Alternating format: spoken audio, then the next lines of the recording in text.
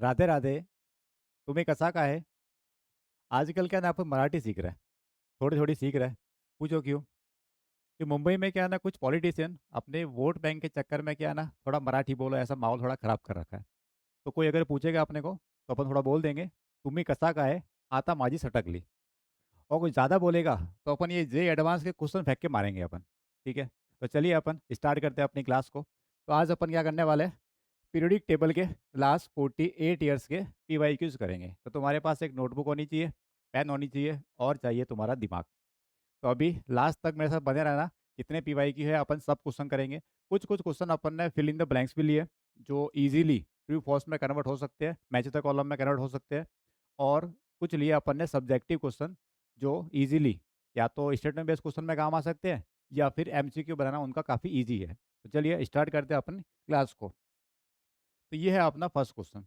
तरीका अपना वही रहेगा, जैसे ही क्वेश्चन यहाँ पे आएगा सबसे पहले तुम्हें ट्राई करना है 1 से 2 मिनट के लिए, क्योंकि ये 1 मिनट सफिशेंट होता है इनऑर्गेनिक केमिस्ट्री के लिए. तो 1 मिनट में ट्राई करो.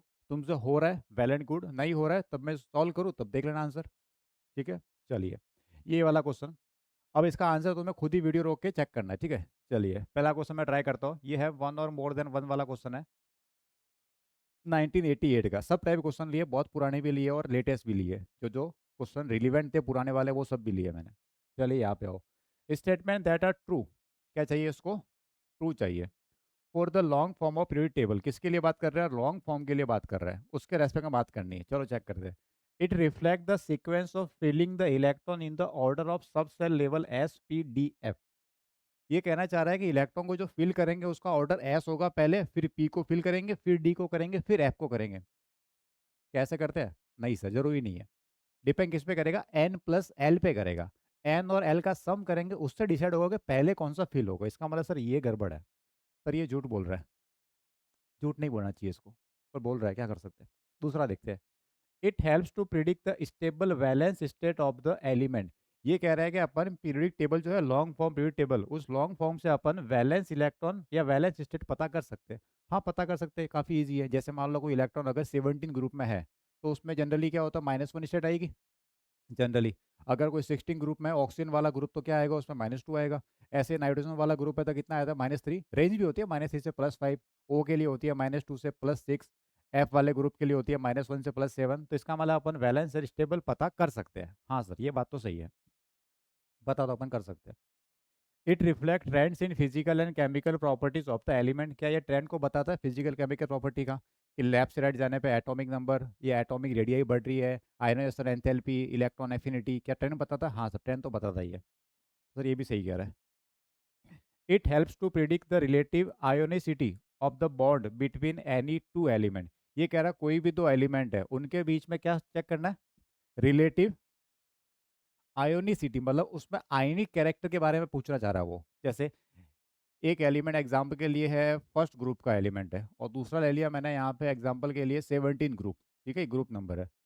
इनका मैं एलिमेंट ले रहा हूँ एग्जाम्पल के लिए. एक Na ले लिया मैंने और वहाँ से उठा के लिया मैंने Cl, तो एक बना मेरे पास NaCl. दूसरा लेता हूँ कि मैं एक ग्रुप नंबर यहाँ पे 1 और 17 लिया था, अब मैं उसकी जगह लेता हूँ ग्रुप नंबर 2 और 17. एग्जाम्पल के लिए 2 में से उठाया मैंने मैग्नीशियम को, यहाँ से उठाया MCl को, तो ये बनाया सर MgCl2. यही है. It helps to predict the relative ionicity of the bond between any two element. कोई भी दो एलिमेंट, तो एक मैंने ये लिया, एक मैंने ये लिया, तो क्या मैं इनको देख के अब पता कर सकता हूँ कि इनमें आयनिक कैरेक्टर में क्या होगा? हाँ सर ये इनमें आयनिक कैरेक्टर ज़्यादा होंगे. इनमें ज़्यादा होंगे. पॉजिटिव चार्ज बढ़ने पे आयनिक कैरेक्टर क्या होते हैं बताओ? अगर तुमने केमिकल मॉर्निंग पढ़ रखा है तो तुम्हें पता होना चाहिए. पैजेंस रूल, पोलराइजेशन. कि पॉजिटिव चार्ज जाने पे पोलराइजेशन ज़्यादा होता है तो कोवैलेंट कैरेक्टर बढ़ जाते हैं. तो आयनिक कैरेक्टर किस में ज़्यादा है? NaCl में आयनिक कैरेक्टर ज़्यादा है. इसका मतलब सिंपल सा तरीका हो गया. पीरियड टेबल का एक अगर लेफ्ट वाला एलिमेंट है, एक राइट वाला एलिमेंट है, तो डिस्टेंस बहुत ज़्यादा है, तो इसका मतलब उनमें आयनिक कैरेक्टर ज़्यादा होंगे. जैसे जैसे एलिमेंट पास आते रहेंगे उनमें आयनिक कैरेक्टर क्या होता रहेगा? कम होता रहेगा. तो अगर दो नियर बाय ग्रुप के एलिमेंट लूंगा तो उनमें आयनिक कैरेक्टर बहुत कम होगा, हो सकता है नहीं भी हो. कुछ केसेस पे नहीं भी होगा. कौन सा होगा? कोवैलेंट कैरेक्टर होगा. तो ये कहना चाह रहा है. ये कह रहा है कि प्रिडिक्ट कर सकते हैं अपन किसी भी बॉन्ड के बीच में उनकी रिलेटिव आयोनिसिटी. हाँ कैसे? अगर दूर दूर है, लॉन्ग डिस्टेंस, तो इसका मतलब आयनिक कैरेक्टर ज़्यादा होगा. और अगर पास में है तो कोवैलेंट कैरेक्टर ज़्यादा होंगे. और अगर सेम सेम हो गया जैसे Cl Cl, तो Cl2 में ना, तो CL के अंदर एक ही जगह से आया, डिफरेंस बिल्कुल नहीं है, तो वो तो हो गया पूरी तरह कोवैलेंट। क्या हो गया? कोवैलेंट। तो सर ये बात सही कह रहा है, ट्रू, सही लग रही है इसकी बात। तो अपन आयनिक कैरेक्टर पता कंपेयर कर सकते हैं, रिलेटिव मतलब पता करना आपस में। तो सर क्या आंसर हुआ? ये इसने बोला था ट्रू, तो सर ये तीन मेरे को सही लग रहे हैं, बी, सी और डी। चलिए जरा आंसर चेक करते हैं क्या आ रहा है। हाँ सर, बी, सी और डी। ठीक है, चले आगे। अब जैसे ये का ये सेम क्वेश्चन रिपीट नहीं होगा, बट इस क्वेश्चन को मैच द कॉलम में आगे कनेक्ट कर सकते हैं किसी तरह से, या किसी एक स्टेटमेंट को किसी और जगह काम आ सकता है। चार ऑप्शन दिए थे, इन चार में से किसी एक स्टेटमेंट को किसी और क्वेश्चन में यूज कर सकते हैं। इसलिए क्वेश्चन करने हैं और कंसेप्ट अपन को सीखना है। चलिए ये वाला क्वेश्चन देखो जरा क्या है। The periodic table consist of 18 group. हाँ सर 18 ग्रुप होते हैं। एन आइसोटॉप ऑफ कॉपर, कोई कॉपर का आइसोटॉप है, ठीक है होने दो। On bombardment with proton, proton से बॉम्बार्ड किया है मतलब प्रोटॉन से रिएक्शन कराई है। अंडर को न्यूक्लियर रिएक्शन हो रही है, yielding element X as shown below. अब ये जो टाइप की रिएक्शन है वो तुम 12th के अंदर फिजिक्स में पढ़ते हो। 12th की फिजिक्स में एटम और न्यूक्लियर के चैप्टर है, उस न्यूक्लियस वाले पार्ट में रिएक्शन उस तरह से आती है, अल्फा डी के, बीटा डी के, गामा डी के, उस तरह से आती है। लेकिन अपन को तो केमिस्ट्री पॉइंट से समझना है, तो अपन को ये पता लगाना है। क्या पूछा है? Which group element x belong, कौन से ग्रुप से बिलोंग कर रहा है एक्स। तो एक काम करो, पहले पता लगाओ एक्स कौन है। तुम्हें तो पता हो गई एक्स कौन है, इनको पता लगे बताओ कि इनका एक्स कौन है। चलिए कैसे पता लगाएंगे, बताओ। हेलो। तो नीचे जो नंबर लिखा है उन सबका सम कर दो, वो इक्वल आएगा। ऐसे ऊपर जो नंबर लिखा है मतलब मास नंबर, उनका सम कर दो, वो सब इक्वल आएगा। मतलब लेफ्ट वालों का atomic number is equal to right का सबका एटॉमिक नंबर। ऐसे ही लेफ्ट वालों का mass number is equal to right वाले का मास नंबर। पर मुझे पता लगाना ग्रुप नंबर, मतलब सिर्फ और सिर्फ एटॉमिक नंबर चाहिए मुझे, किसका? एक्स का। पता करें, चलो यहाँ आ जाओ। तो ये जो नीचे लिखा हुआ नंबर यहाँ पे 29, ये 1, इधर 0, इधर एल्फा। एल्फा का मतलब क्या होता है?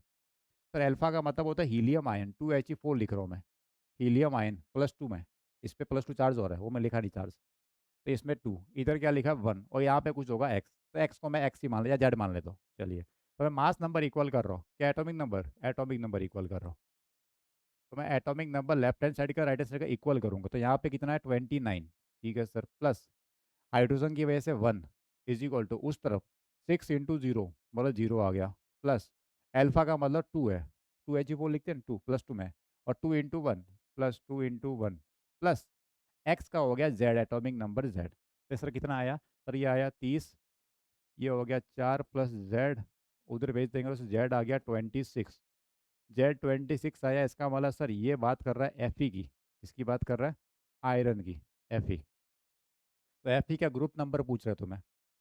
या तो तुम इसका इलेक्ट्रॉनिक कॉन्फ़िगरेशन लिखो, उससे पता कर सकते हो, या फिर लाइन से अगर पता हो तभी पता कर सकते हो। तो मैं अगर इसको लाइन से गिनना चाहूँ कि सर पहला वाला स्कैंडियम आता है, फिर टाइटेनियम, फिर vanadium, chromium, manganese, iron. Scandium आ रहा है सर ग्रुप नंबर 3 से, तो ये 4, 5, 6, 7 और ये हो गया ग्रुप नंबर 8। एक तरीका तो ये हो गया। डी ब्लॉक शुरू कहाँ से हो रहा है? 3rd से होता है, ये चला गया 8 पे। और दूसरा तरीका क्या है? दूसरा तरीका ये है कि इसका इलेक्ट्रॉनिक कॉन्फ़िगरेशन लिखो, इसका इलेक्ट्रॉनिक कॉन्फ़िगरेशन लिखो। वो क्या आएगा? 1s2, या इनर्ट गैस कोड लिख दो पहले तो। आर्गन 18 तो यहाँ पे आ गए, फिर क्या आएगा? 4s2 और 3d6। अब इन दोनों का सम कर लो। जब भी तुम्हें ग्रुप नंबर निकाल लो और डी के अंदर, तो एस, ये डी और एस के इलेक्ट्रॉन का सम करते हैं, तो 6 + 2 से आ जाएगा तुम्हारा 8। तो यही तुम्हारा आंसर हो गया 8। क्लियर? अब एग्जाम में अगर क्वेश्चन इस तरह से वापस रिपीट करना होगा, तो यहाँ पे चेंज कर लेगा, रिएक्शन चेंज कर लेगा, या फिर इस अल्फा डी के की जगह बीटा डी के कर देगा। समझ गए? वो चीज़ है। तो इसका आंसर क्या आ गया तुम्हारे पास? 8। चेक करें, चलिए यहाँ देखते हैं। हाँ सर आंसर 8 है, गुड, तुम्हारा सही था। इधर क्या पूछा है? Correct order of acidic strength. अब एक सिंपल स्ट्रेंथ तुम्हें याद होना चाहिए कि सर जो मेटल के ऑक्साइड होते हैं, मेटल के जनरली होते हैं बेसिक, जनरली। लेकिन अगर वो हायर स्टेट में है तो हो जाएंगे एसिडिक वापस। ऐसे ही नॉन मेटल के जो ऑक्साइड होते हैं जनरली होते हैं एसिडिक, जनरली, बट न्यूट्रल भी होते हैं कुछ। चलिए चेक करते हैं। तो सर एक तो है CO2। सर CO2 तो है नॉन मेटल का ऑक्साइड, सर नॉन मेटल है, सर ये तो होगा एसिडिक। ये तो क्या होगा? Acidic. Sir CuO, sir CuO metal का ऑक्साइड है, सर ये मेटल का ऑक्साइड मतलब सर ये कहीं ना कहीं होगा बेसिक। सर CaO ये भी सर मेटल का ऑक्साइड है, सर ये भी होगा बेसिक। सर H2O तो न्यूट्रल है, H2O न्यूट्रल बिहेव करता है पीएच के अकॉर्डिंग।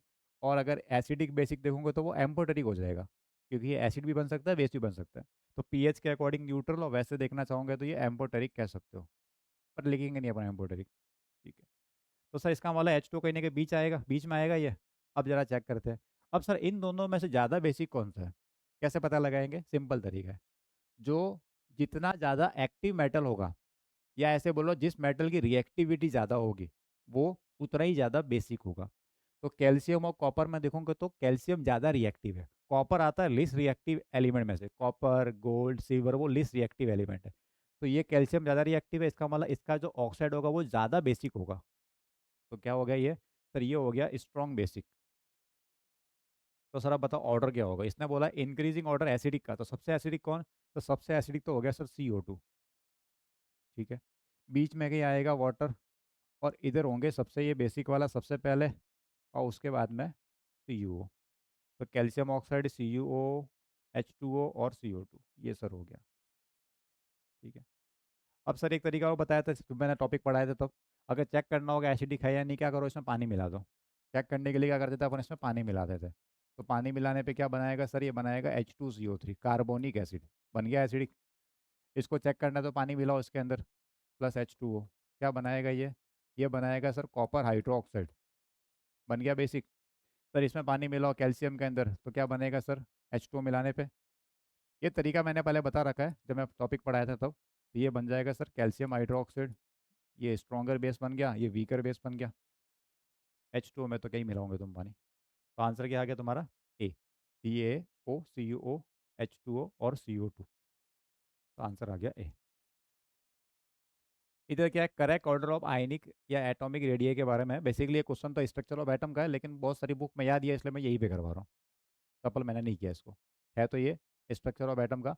तुमने पढ़ रखा है लेफ्ट से राइट जाने पे साइज कम होती है, और पॉजिटिव चार्ज अगर बढ़ रहा है आइसो इलेक्ट्रॉनिक में साइज कम हो जाती है, वही लगाना तरीका। तो नाइट्रोजन, बेरिलियम, बोरॉन, क्या करूँ?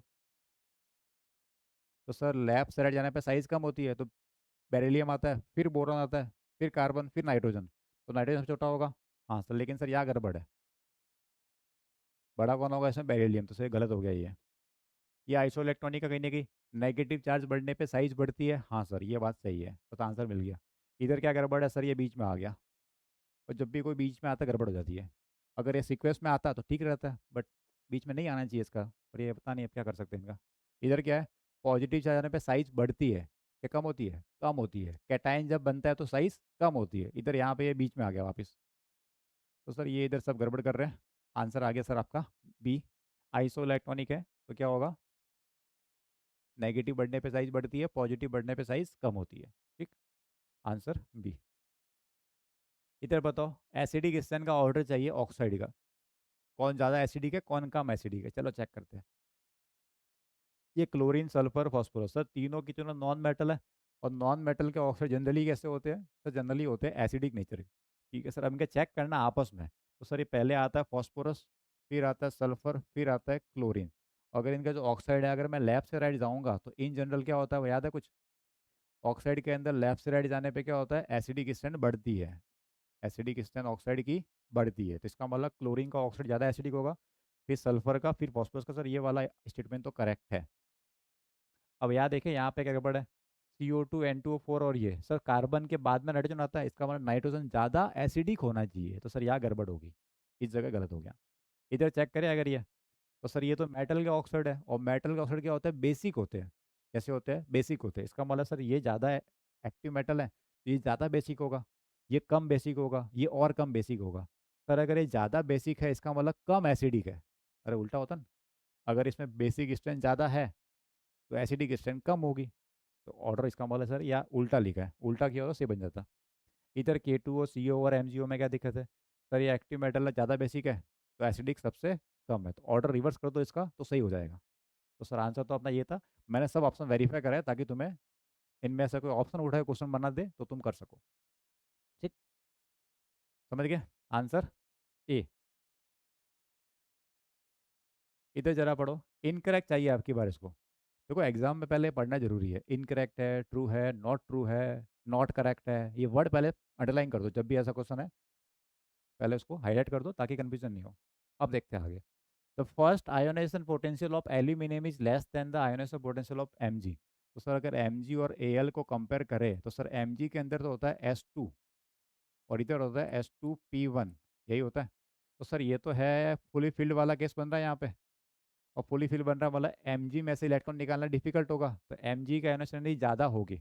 अब इसने क्या बोला, first ionization potential of aluminium is less than the first ionization of potential. हाँ सर ये बात सही है, तो सर ये ट्रू है। एल्यूमिनियम की कम आई क्योंकि पी में से इलेक्ट्रॉन निकालना है, इधर एस में से निकालना था, एस वाला यहाँ पे फुली फिल्ड है। ठीक है।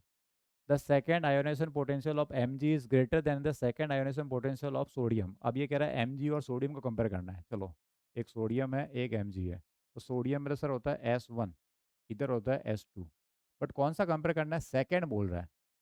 तो सेकेंड के लिए सर ये हो जाएगा P6H0, वही 2p6, ये हो जाएगा सर S1।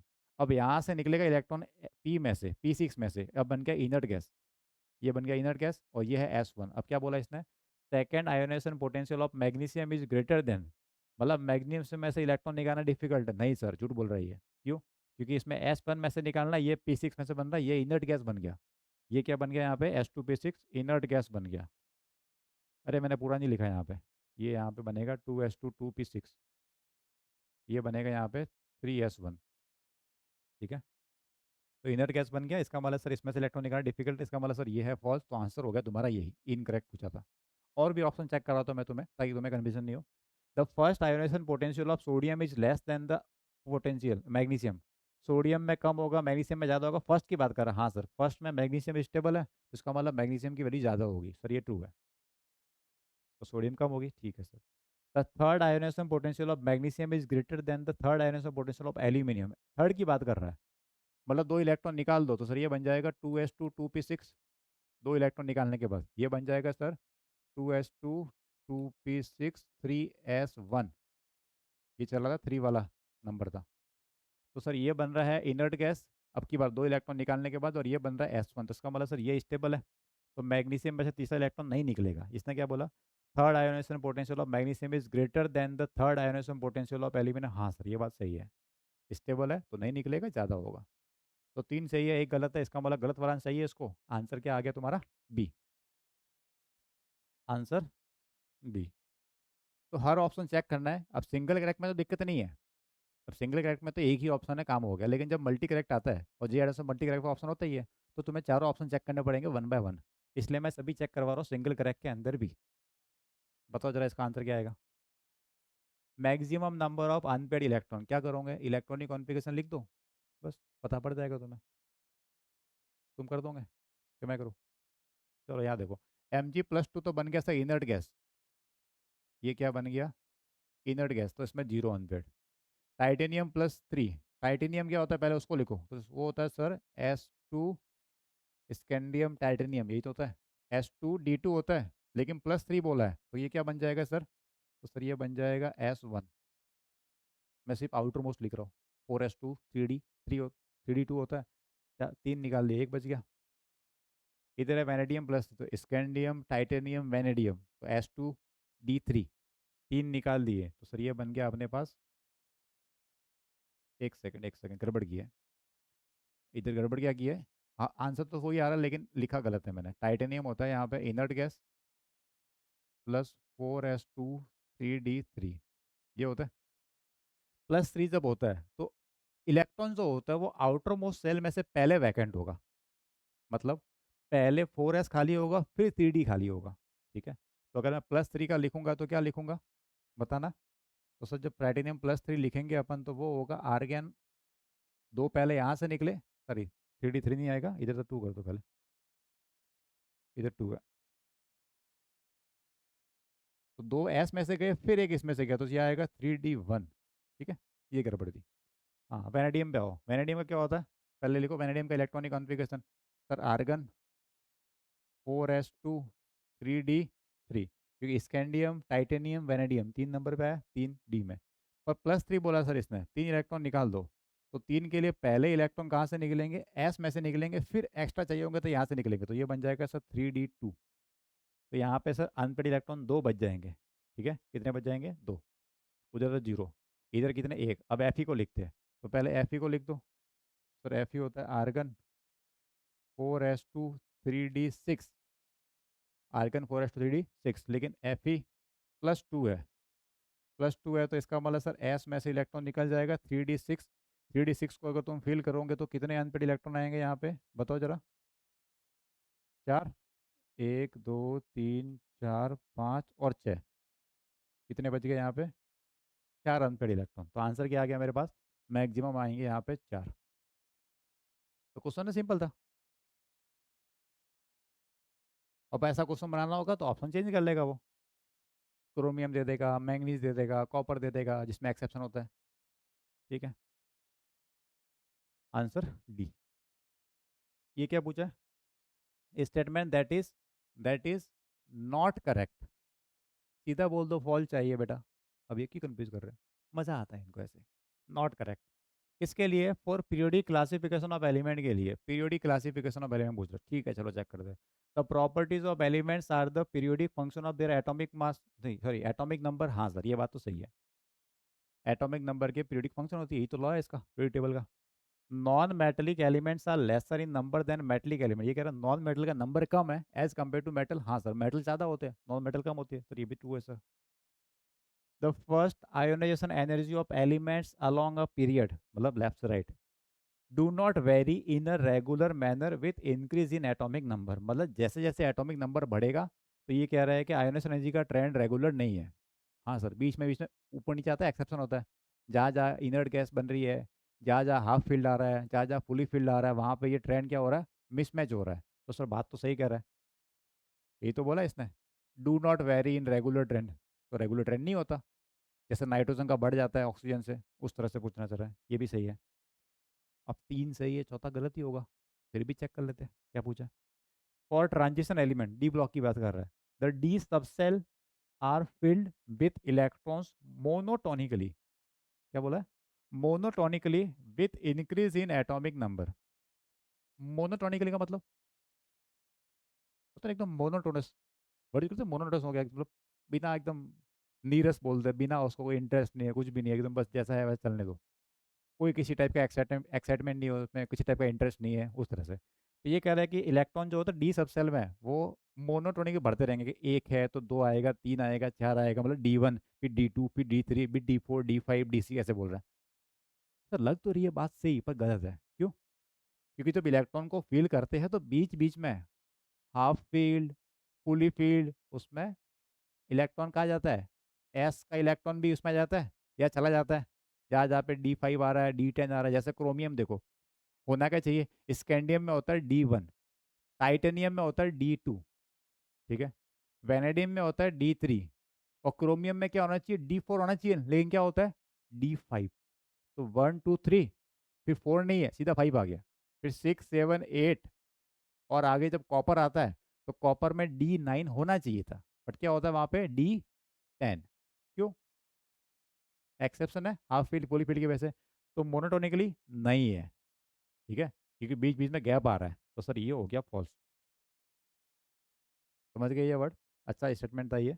लगता है कि सही है कि हाँ सर D1 से D10 लगातार भरेंगे, लेकिन लगातार नहीं भर सकते क्योंकि बीच बीच में गड़बड़ हो रही है half field fully field stability आने की वजह से। तो ये हो गया फॉल्स, तो आंसर था नॉट करेक्ट। हाँ सर ये नॉट करेक्ट, ऑप्शन आना चाहिए डी। ठीक है, चले आगे। इधर बताओ, among the following element whose electronic configuration are given below, तुम्हें दे दिया, the one having the highest ionization energy, सबसे ज़्यादा आयोनाइजेशन एनर्जी किसकी होगी? जो सबसे ज़्यादा स्टेबल होगा, ऑब्वियसली बात है। तो चेक करो, सर ये दिख रहा है मुझे स्टेबल, ये है P3 और ये दिख रहा है P3, सर इसका मतलब इन दोनों की स्टेबिलिटी ज़्यादा होगी। अब सर इनमें से आपस में भी तो कंपेयर करना पड़ेगा, तो जो न्यूक्लियस के ज़्यादा पास में होगा उसमें से इलेक्ट्रॉन निकालना डिफिकल्ट होगा। तो इनमें से न्यूक्लियस के पास में कौन है सर? ये 3p है, 4p है, 3p पास में है, तो सर आंसर क्या हो गया? बी। इट्स सो इजी, बस ऐसे करना था। इधर बताओ, which one of the following is the strongest base? Strongest base ये सब क्या है? NH3 PH3 है, हाइड्रा एसिड, क्या बोलते हैं इनको? हाइड्रा एसिड, H से कनेक्टेड है। तो हाइड्रा एसिड में क्या होता है? टॉप से बॉटम जाने पे एसिडिक स्ट्रेंथ बढ़ती है। टॉप से बॉटम जाने पे क्या होता है? एसिडिक स्ट्रेंथ बढ़ती है।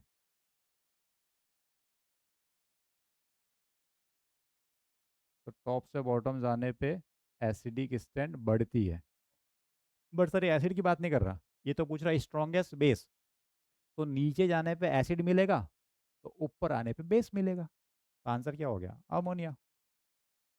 ठीक है। अगर तुम्हें ये टॉपिक डिटेल में पढ़ना हो तो ये मैंने कवर किया है पीरियडिक टेबल के लास्ट लेक्चर में, और जो लेक्चर नंबर 10 है उसमें ये ऑक्साइड, हाइड्रा एसिड, वो सब कवर वहाँ पे कर रखा है, तो तुम चाहो तो वहाँ से देख सकते हो, तो मैं ज़रूरत पड़े तो। बाकी एक बार देखना चाहिए, एकदम सिस्टमेटिक कराया वो मैंने। इसका आंसर कमेंट करो, क्या बोले? Which one of the following is the smallest in size? तो सबसे छोटा कौन? पॉजिटिव चार्ज आने पे साइज कम होती है, कब? आइसो इलेक्ट्रॉनिक में। क्या ये सब आइसो इलेक्ट्रॉनिक है? हाँ सर, सब के सब 10 इलेक्ट्रॉन वाले हैं। तो सर इसका मतलब सोडियम हो गया आंसर। It's so easy. इधर electronegativity of the following element increases in the order of. Electronegativity का ऑर्डर पूछ रहे हैं, ठीक है। Carbon, nitrogen, silicon, phosphorus. तो सर ये तो पता है कि नाइट्रोजन का थर्ड नंबर पे आता है। फॉस्फोरस, सॉरी, क्लोरीन, ऑक्सीजन, फिर नाइट्रोजन। तो सबसे ज़्यादा नाइट्रोजन होगा सर, एक ही जगह दिख रहा है मेरे को। अच्छा और थोड़ा देखो, कार्बन की जो इलेक्ट्रोनेगेटिविटी है वो 2.5 के आसपास होती है। कितनी? 2.5। और फॉस्फोरस की होती है 2.1। कितनी? 2.1। तो फॉस्फोरस से ज़्यादा होगी कार्बन की। नाइट्रोजन की होती है 3। अब नाइट्रोजन 3 के आसपास, 3.0। कार्बन 2.5, फॉस्फोरस 2.1, और सिलिकॉन उससे भी कम होता है। तो ये हो गया मतलब ऑर्डर। इसके अलावा अगर और भी ऑप्शन होते, इस तरह से अपन, अब ये क्वेश्चन कैसे किया अपने? डेटा के बेस पे किया है। और मैंने जो टॉपिक पढ़ाया था इलेक्ट्रोनेगेटिविटी, तब मैंने बोला था कि ये डेटा है वो तुम्हें याद रखने हैं, जो जो मैंने बताए थे। ठीक है। तो ऐसा क्वेश्चन वापस बन सकता है डेटा बेस क्वेश्चन मेंस के अंदर। एडवांस में रिपीट नहीं करेंगे, मेंस में बन सकता है, आप इसे काम तुम्हारे आएगा, या नीट में काम आ जाएगा तुम्हारे। आंसर इधर क्या बोलता है? फर्स्ट आयोनाइजेशन पोटेंशियल किसका किसका? सोडियम, मैग्नीशियम, एल्यूमिनियम, सिलिकॉन का। तो ये पता लगाओ इनमें स्टेबल कौन है। Sodium, magnesium, aluminium, silicon. Sir इसमें आता है S2। सर ये स्टेबल है, इसको एक स्टेप पीछे ले जाओ, बस खत्म। जब भी आयोनाइजेशन एंथैल्पी का क्वेश्चन हो, इसका मतलब सिंपल तुम्हें देखना है, हाफ फील्ड, फुली फील्ड या स्टेबिलिटी के बन रही है। बन रही है तो एक स्टेप पीछे भेज दो बस। ये आ गया तुम्हारा ऑर्डर। तो सोडियम से ज़्यादा होगा एल्यूमिनियम, तो ऑर्डर आना चाहिए तुम्हारा ये, सबसे कम सोडियम, फिर एल्यूमिनियम, फिर मैग्नीशियम, फिर सिलिकॉन। है क्या ऐसा? सोडियम से ज़्यादा मैग्नीशियम, हाँ सर, और एल्यूमिनियम से ज़्यादा मैग्नीशियम, हाँ सर। तो आंसर आ गया तुम्हारा ए। आंसर देखो एरो दोनों तरफ है, मतलब मैग्नीशियम इससे भी बड़ा है, इससे भी बड़ा है। इसका मतलब ये वाला ऑप्शन सही है। तो बाकी चेक क्यों करना है फिर? सिंगल करेक्ट है वैसे भी। ए। इधर क्या पूछा? First ionization potential of, potential पूछा in electron volt of nitrogen and oxygen. I की बात कर रहा है, आई की बात कर रहा है सर। नाइट्रोजन और ऑक्सीजन में क्या होता है? नाइट्रोजन होता है सर P3, ये होता है P4। सर ये हाफ फील्ड है, हाफ फील्ड है, तो इसका मतलब नाइट्रोजन की वैल्यू ऑक्सीजन से ज़्यादा होगी।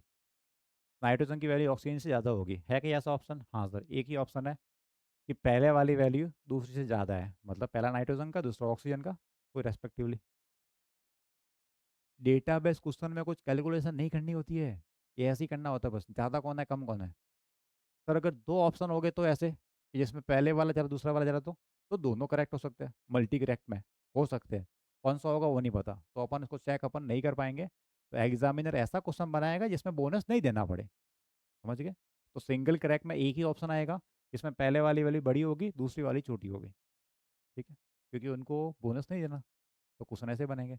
तो दो हो गए तो मल्टी करेक्ट में पॉसिबल है, तो दोनों पे टिक मार देना। बट ऐसा क्वेश्चन नहीं बनाएंगे कभी वो। इसका आंसर ए। इधर जरा चेक करो, atomic radius of fluorine and neon. Fluorine और नियॉन के एटॉमिक रेडियस, फ्लोरीन का आएगा, तो फ्लोरीन पहले आता है, नियॉन बाद में आता है। सर नियॉन के अंदर होती है वॉन्डर वॉल्स रेडियस। कौन सी होती है? Van der Waals radius. तो रेडियस नियॉन की ज़्यादा होती है। हाँ सर, इसका मतलब पहले वाली वाली छोटी होगी, दूसरी बड़ी होगी। है क्या ऑप्शन? पहले वाली छोटी, दूसरी वाली बड़ी, ये बस आंसर हो गया। क्या और भी जगह ऐसा लिखा है? नहीं सर, एक सिंगल करेक्ट में एक ही ऑप्शन मिलेगा, पहले वाली कम, दूसरी वाली ज़्यादा। इस पे टिक मत मार देना, नन ऑफ द अबव। बेटा ये लॉजिक वाला क्वेश्चन है, लॉजिक से करना होता है, ठीक है। तो आंसर ए। इधर क्या है? Element with the highest first ionization potential, highest पूछ रहा है, कौन कौन है? तो बोरॉन है, कार्बन है, नाइट्रोजन है, ऑक्सीजन है, अभी बताया मैंने नाइट्रोजन हाफ फील्ड है, उसको इधर ले जाओ तो सबसे ज़्यादा हो गया नाइट्रोजन, सबसे ज़्यादा नाइट्रोजन। अब ये क्वेश्चन देख के तुम्हें फीलिंग नहीं आ रही होगी जेई एडवांस का क्वेश्चन है ये, है ना? ऐसा इतनी इजी क्वेश्चन है। तो बेटा पूरा पेपर कभी टफ नहीं आता, ठीक है? मान लो तुम्हारे पास 15 और 16 21 क्वेश्चन आए हैं या 30 क्वेश्चन आए हैं, तो पूरा पेपर टफ नहीं आता, उसमें से कुछ तो सिंपल आते हैं, और ये वही चैप्टर ज़्यादा सिंपल क्वेश्चन आते हैं, जिसमें सिंपल क्वेश्चन आ रहे हैं वो यही चैप्टर है। तो इसको ढंग से करना, ताकि तुम्हारा टाइम भी बचेगा और कॉन्फिडेंस भी बढ़ेगा तुम्हारा। इधर क्या है वापिस, अब पूछ रहा है सेकेंड आयोनेशन एनर्जी, किसका पूछ रहा है? सेकेंड आयोनेशन एनर्जी का ऑर्डर पूछ रहा है, किसका? कार्बन का, नाइट्रोजन का, ऑक्सीजन का और फ्लोरीन का। Carbon, nitrogen, oxygen, fluorine. तो नाइट्रोजन में तो होता है सर P3, इसमें होता है सर P2, ये होता है सर P4, ये होता है सर P5। अब एक इलेक्ट्रॉन निकालो एक बार, फिर चेक करो वापस, तो सर ये हो जाएगा P1, ये हो जाएगा P2, ये हो जाएगा P3, ये हो जाएगा P4। तो सर ये हाफ फिल बन गया। अब ऑक्सीजन, तो ऑक्सीजन को उठा के ले आओ पीछे। फर्स्ट मैंने डायरेक्ट देखा, सेकंड के लिए एक इलेक्ट्रॉन निकालने के बाद चेक करेंगे, तो ये बन गया P3, इसको पीछे ले आओ। तो सर कार्बन, फिर नाइट्रोजन, फिर फ्लोरीन, फिर ऑक्सीजन, ऑक्सीजन चला गया पीछे। तो कार्बन, नाइट्रोजन, फ्लोरीन, फिर ऑक्सीजन, CnFO। ठीक है, हो गया। सर अगर थर्ड का पूछता तो इनमें से एक एक इलेक्ट्रॉन और निकालो, फिर देखना P3 कौन बन रहा है, वो सबसे स्टेबल आ जाएगा, एक स्टेप आगे। इधर क्या है, 2017 का क्वेश्चन है ये। वन और मोर है, ठीक है। The options which only amphoteric oxide, कौन कौन से एम्फोटेरिक ऑक्साइड है उसके बारे में पूछा हुआ है, चलो चेक करते हैं। सी, अब ये क्वेश्चन क्या है, मेमोरी बेस्ड है, याद रखना है। एम्फोटेरिक ऑक्साइड कौन से, मैंने पहले ही बता रखा है जब पढ़ाया था तब, और अगर नहीं पता हो तो वीडियो देख लो वापस तुम। एम्फोटेरिक पढ़ा रखा है, एक तो याद रखना एम्फोटेरिक, दूसरा याद रखना न्यूट्रल। दो चीज़ याद रखनी है बस, कंफ्यूजन यही पे होता है। तो Cr2O3 एम्फोटेरिक है, हाँ सर। BeO है, SN SO दोनों है, तो ये वाला आंसर आ गया। और भी चेक करना है गुरु को, मल्टी करेक्ट है। ZNO amphoteric, Al2O3 amphoteric, PB के दोनों, PBO PBO2 एम्पोटेरिक, ये भी आंसर सही है। इधर इधर NO, ओ नो, NO क्या है? NO न्यूट्रल है, तो सर इसकी वजह से गलत हो गया। अच्छा और देखो, B2O3, सर ये नॉन मेटल का ऑक्साइड है B2O3, सर ये होगा एसिडिक, इसने बोला एम्पोटेरिक, तो इससे भी गलत हो गया। ठीक है, ये एम्पोटेरिक है, ये एम्पोटेरिक है, इन दोनों की वजह से गलत है। और देखते हैं इसको, पूरे चेक करो ना तुम्हें तो। Cr2O3 एसिडिक, नहीं सर ये एम्पोटेरिक है, हाँ सर। CRO, सर नहीं, CRO सर ये है बेसिक, मेटल का ऑक्साइड है, ये होता है बेसिक, तो इसकी वजह से गलत है। SNO एम्पोटेरिक है, PBO एम्पोटेरिक है, तो आंसर हो गया A और B। मैं जिस पे लाइन खींची है उनकी वजह से वो रॉन्ग हो रहा है, मतलब सेलेक्ट नहीं हो रहा, तो आंसर आ गया A और B। ये एक अच्छा क्वेश्चन है 2020 का, क्या बोला है? The first second third ionization enthalpy I1 I2 I3 of the four atom with the atomic number n+1 n+2 n+3 where n less than 10 are tabulated below, what is the value of n। तो ये कह रहा है n की value क्या होगी। बस data observe करना, करना कुछ भी नहीं है, ऑब्जर्वेशन का खेल है, जरा ध्यान से देखना। n अगर कुछ भी है, मान लो एटॉमिक नंबर अगर 1 है, तो ये एटॉमिक नंबर 2 होगा, ये 3 होगा, ये 4 होगा, ठीक है। तो अगर ध्यान से देखोगे तो इससे ज़्यादा ये है, फिर ये कम है, फिर ये कम है, मतलब पहले वाले जो आइटम है उससे ज़्यादा वैल्यू दूसरे आइटम की है, तीसरे की वापस कम होगी, चौथे की फिर बढ़ेगी। इसका मतलब दूसरा जो आइटम आ रहा होगा इसका मतलब वो कहीं ना कहीं स्टेबल है। हेलो, अरे इससे वैल्यू ज़्यादा वापस कम होगी, इसका मतलब ये कहीं ना कहीं क्या बन रहा होगा, स्टेबल बन रहा होगा। स्टेबल बनने के लिए क्या होगा, या तो S2 आएगा या P3 आएगा या फिर आएगा इनर्ट गैस। कहीं ना कहीं S2 बन रहा होगा, P3 बन रहा होगा या बन रहा होगा इनर्ट गैस। तो दूसरा वाला एटम S2 P3 या इनर्ट गैस कब कब बन सकता है, जरा चेक करके देखते हैं। तो सर अगर ये इसने बोला n की वैल्यू क्या होनी, 10 से कम होनी चाहिए, तो अगर ये हाइड्रोजन हुआ, जो कि हो नहीं सकता, क्यों? क्योंकि इसने I1 I2 I3 दिया, मतलब 3 इलेक्ट्रॉन तो निकालने हैं ही है इसको। और हाइड्रोजन में कितने होते हैं, एक, मतलब सर हाइड्रोजन तो पहला वन नहीं हो नहीं सकता, हीलियम भी नहीं हो सकता, मिनिमम हो सकता है लिथियम, क्योंकि 3 इलेक्ट्रॉन निकाला है उसने, तो इसका मतलब मिनिमम क्या हो सकता है, लिथियम शुरू हो सकता है। तो अगर ये लिथियम हो सकता है, पॉसिबिलिटी देखना सर, ये लिथियम हो सकता है, तो ये बेरिलियम होगा, ये बोरॉन होगा, फिर ये कार्बन होगा। और बेरिलियम होता है S2, मतलब पॉसिबिलिटी है। फिर क्या हो सकता है, क्या सर ये हो सकता है बेरिलियम, बोरॉन, कार्बन, नाइट्रोजन? नहीं सर ये नहीं हो सकता, क्यों? क्योंकि मुझे सेकंड वाला एलिमेंट ऐसा चाहिए जिसकी वैल्यू फर्स्ट से ज़्यादा हो और थर्ड से भी ज़्यादा हो, मतलब S2 वाला हो सकता है वो, या P3 आना चाहिए, या आना चाहिए S2 P6। कहाँ पे, सेकंड पोजीशन पे। तभी ये ऐसा पॉसिबल है ये वाला। मैं खाली फर्स्ट देख रहा हूँ और ही बताऊंगा आगे, और मैं पूरा समझा रहा हूँ। तो ऐसा होना चाहिए, मतलब सर ये तो है ही नहीं, इसको हटा ही दो। मतलब बीच में आना चाहिए। अच्छा S2 आएगा, इसका मतलब सर बेरिलियम हो सकता है। P3 के लिए सर वो नाइट्रोजन हो सकता है। और S2P6 नियॉन हो सकता है। 3 पॉसिबिलिटी है। तो अगर बीच में अगर यहाँ नाइट्रोजन आ रहा है तो ऊपर कौन होगा? कार्बन, नाइट्रोजन, ऑक्सीजन और ये फ्लोरीन। और तीसरी पोजीशन में नियॉन अगर यहाँ आ रहा है तो ये क्या हो सकता है सर? ये फ्लोरीन हो, नियॉन हो, सोडियम हो, मैग्नीशियम हो। ये पहले तो मैंने इस डेटा को देख के मैंने 3 पॉसिबिलिटी बनाई। ठीक। अब जरा एक बार उधर चलते हैं, इस डेटा को देखते हैं, फिर अपन दोनों का आपस में मर्ज करेंगे। ठीक है। 738, फिर हो गया 1400, फिर हो गया 7000, 7 करोड़। ऐसा दिख रहा है? 700, 1400, फिर सीधा 7000। मतलब जंप बहुत ज़्यादा है। और जंप बहुत ज़्यादा मतलब 2 इलेक्ट्रॉन तो तुम निकाल दोगे, तीसरा नहीं निकलेगा। हेलो। 2 निकल गए, तीसरा नहीं निकलेगा। इसका मतलब यहाँ पे 2 इलेक्ट्रॉन निकालना ईजी है। मैं यहाँ लिख देता हूँ कितने निकाल सकते हैं यहाँ पे। 2 इलेक्ट्रॉन निकाल सकते हैं। ठीक है, इधर देखते हैं। 400 समथिंग मतलब 500। फिर सीधा हो गया ये 400, ये 4500। जंप देख रहे हो? 400 सीधा कितना हो गया? 4500। फिर वही 6900 समथिंग। तो यहाँ जंप ज़्यादा है, गैप ज़्यादा है। गैप ज़्यादा मतलब पहला इलेक्ट्रॉन तो निकाल दोगे, दूसरा नहीं निकलेगा। तो सिर्फ एक इलेक्ट्रॉन निकाल सकते हैं यहाँ पे। वो 1 लिखा मैंने। इधर देखते हैं। ये 2000 है, ये 3000 है, 6000 है, मतलब आसपास है। कहीं लेके तीनों इलेक्ट्रॉन निकल सकते हैं, निकलने होंगे निकल जाएंगे। 1600, फिर 3300, फिर 4000, लगभग डबल डबल चल रहा है, तो ज़्यादा डिफरेंस नहीं है। अब यहाँ देखो, वापस सुनना इधर। ये 1400 को हो रहा 7000। डिफरेंस काफ़ी ज़्यादा है, 4 टाइम्स से समथिंग कुछ आ रहा होगा। इधर डिफरेंस 10 टाइम्स के आसपास आ रहा है, इधर डिफरेंस डबल डबल चल रहा है, तो कंपेरेबल मानते हैं उसको। इसका मतलब यहाँ पे तीनों इलेक्ट्रॉन निकल जाएंगे, इधर भी तीनों इलेक्ट्रॉन निकल जाएंगे। यही चल रहा है। वापिस इधर आओ, इधर वापिस आओ।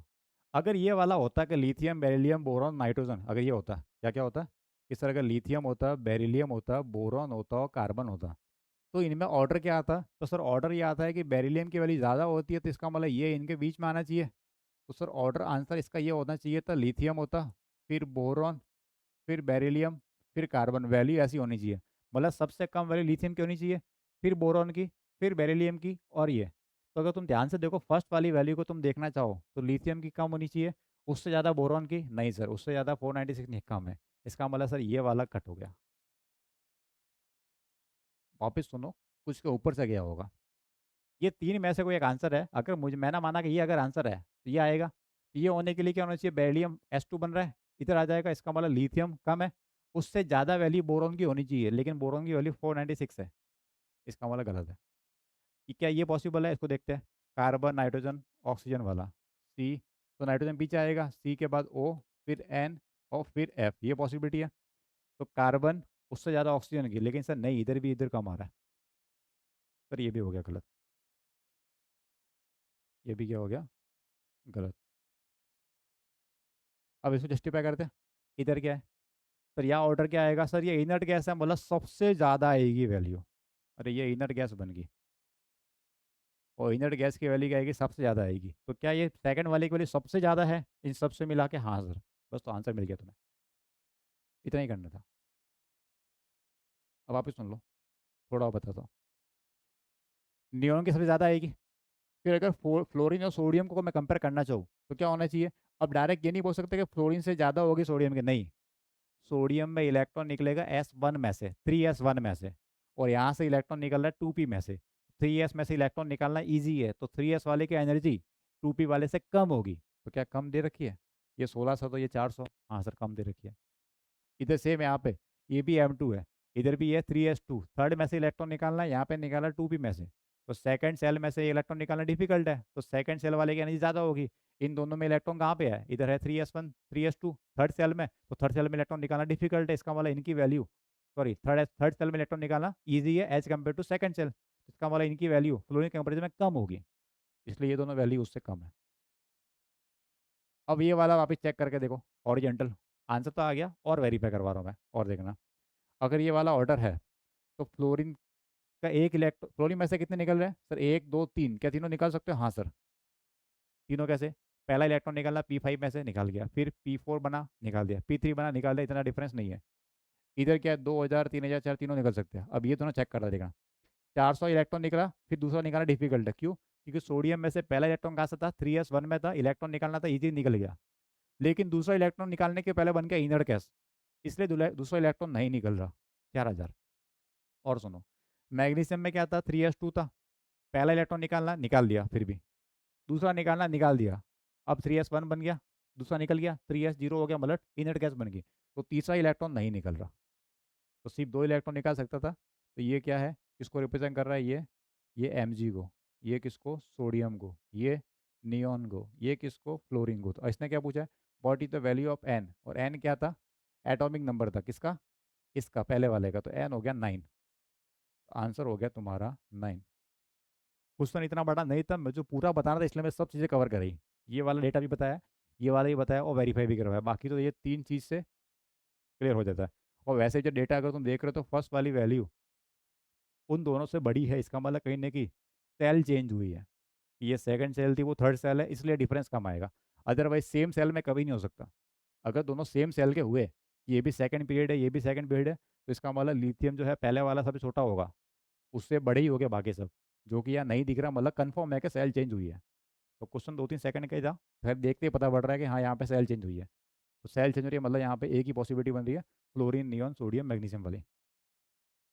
क्योंकि इसने पहले ही बोल रखा है एन क्या होना चाहिए, लेस देन 10। अगर इससे ज़्यादा होता तो और भी पॉसिबिलिटी आ सकती थी, बट क्वेश्चन को गिवन टाइम में सॉल्व करवाना है, इसलिए ऐसा क्वेश्चन ही बनाएंगे जो इजीली हो सकता है। तो आंसर आना चाहिए 9। ठीक है, ये वाला बताओ। 2000। 2000। स्टेटमेंट 1 क्या है, the first ionization energy of Be is greater than boron. क्या बेरिलियम की ज़्यादा होती है, हाँ सर अभी पढ़ा, वरना S2 कॉन्फिग्रेशन है, बेरिलियम में S2 कॉन्फिग्रेशन है, बेरिलियम की वैल्यू ज़्यादा होती है, सर ये तो वाला ट्रू है। Statement 2, 2p orbital is lower in energy than 2s। ये कह रहा है 2p की एनर्जी लोअर होती है, नहीं सर, एनर्जी किसकी लोअर होती है, 2s और 2p में कंपेयर करेंगे तो 2p की ज़्यादा होती है। जो न्यूक्लियस से दूर होगा उसकी एनर्जी ज़्यादा होगी। तो इसने बोला सर ये झूठ बोल रहा है। नहीं बोलना चाहिए झूठ, देखो ज़िंदगी में झूठ मत बोलो, बट बोल दिया तो गलत हो गया, पकड़ा गया बेचारा ये। तो ये झूठ इसका पकड़ा गया। और सामने वाला अगर ऐसा इंसान है जो झूठ पकड़ सकता है, तब तो कभी बोलना ही नहीं चाहिए। क्योंकि जैसे अपन को सब पता है, अपन तुम कैसा भी झूठ बोल दो, घुमा के लाओ, सीधा बोलो, घुमा फिरा के बात करो, पता लगा देंगे सच जगह झूठ है। तो इसने घुमाने की कोशिश की, लेकिन पता पड़ गया। तो तुम पहले देख लो कि सामने वाला इंसान कैसा है, क्या उसको पता पड़ जाएगा। तो जो भी बात है ईमानदारी से बताओ। और तुम्हें लग रहा है कि तुम ज़्यादा स्मार्ट हो, फिर तुम देख लो अपने हिसाब से तुम्हें क्या करना है। मैं बुरी एडवाइस नहीं देता। स्टेटमेंट 1 इज ट्रू, हाँ सर। स्टेटमेंट 2 इज फॉल्स, हाँ सर। तो आंसर क्या आया, ऑप्शन सी। चले आगे, ऑप्शन सी। इधर क्या बोला है, अरेंज द फॉलोइंग इन। हाँ, अब देखो है तो ये सब्जेक्टिव क्वेश्चन, 1991 का है, बट ये है कि इसमें 3 क्वेश्चन बन सकते हैं। अब ऑर्डर ही तो लगाना है, अरे इनको ऑर्डर में तो अरेंज ही तो करना है। लेस देन, ग्रेटर देन, बीच वाला को उठा के लिया, आगे के पीछे लिया है, तो 4 ऑप्शन बनाने हैं। तो ये इजीली MCQ में कन्वर्ट हो सकता है, इस वजह से इसको मैंने सेलेक्ट किया। ठीक है, चलो चेक करते हैं फर्स्ट वाला। फर्स्ट में क्या है, सर ये कह रहा है increasing order of ionic size, क्या ये आइसो इलेक्ट्रॉनिक है। हाँ सर, सब के सब 10 इलेक्ट्रॉन है, तो आइसो इलेक्ट्रॉनिक में पॉजिटिव चार्ज बढ़ने पे साइज कम होती है। तो ये कह रहा है increasing order of ionic radii. तो रेडियाई में सबसे छोटा कौन, जिसपे सबसे ज़्यादा प्लस चार्ज है, मैग्नीशियम। उससे बड़ा कौन सर, उससे बड़ा सोडियम। उससे बड़ा सर F-। उससे बड़ा O-2 और उससे बड़ा N-3। ये हो गया तुम्हारा आंसर।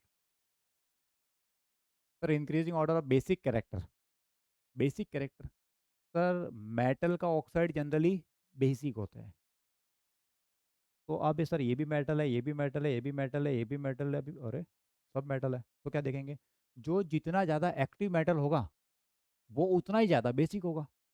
तो एक काम करते हैं, इनको पहले आपस में देखते हैं, मैग्नीशियम कहीं ना कहीं यहाँ आता है, इधर देखना।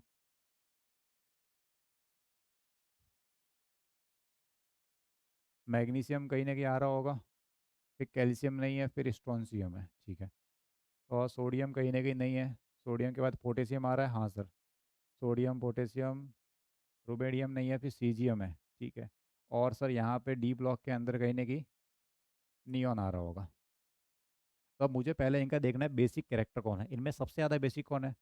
तो टॉप से बॉटम जाने पे रिएक्टिव देखते हैं, पहले बेसिक अपने आप आ जाएगा।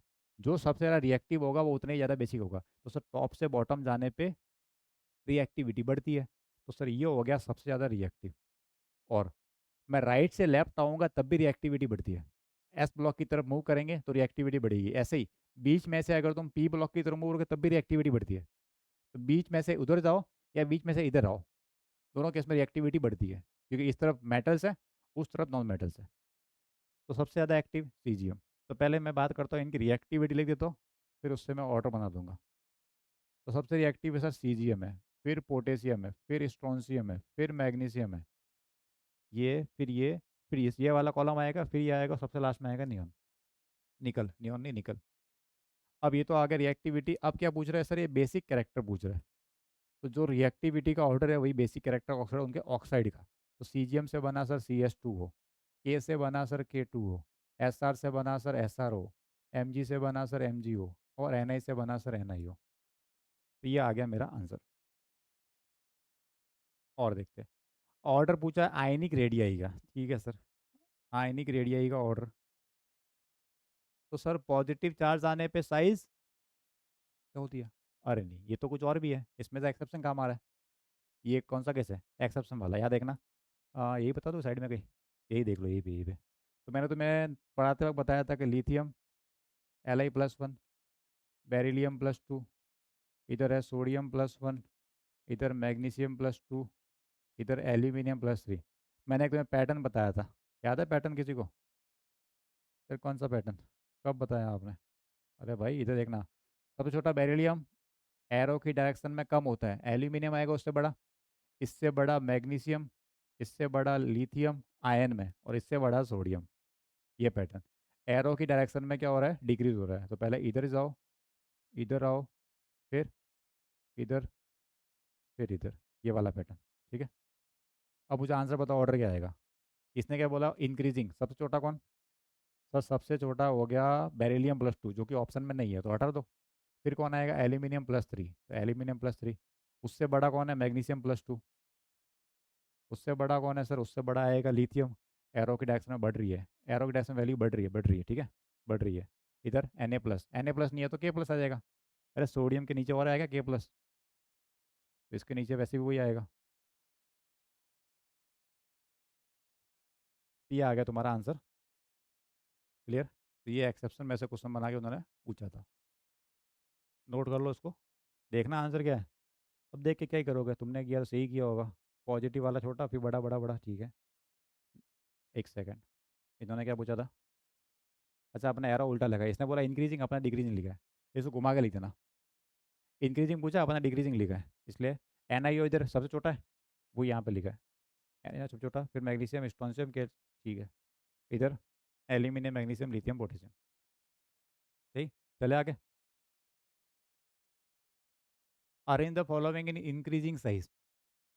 अब इसका आंसर तो मुझे कमेंट करके बताओ नीचे, आंसर कमेंट करो, क्या आ रहा है?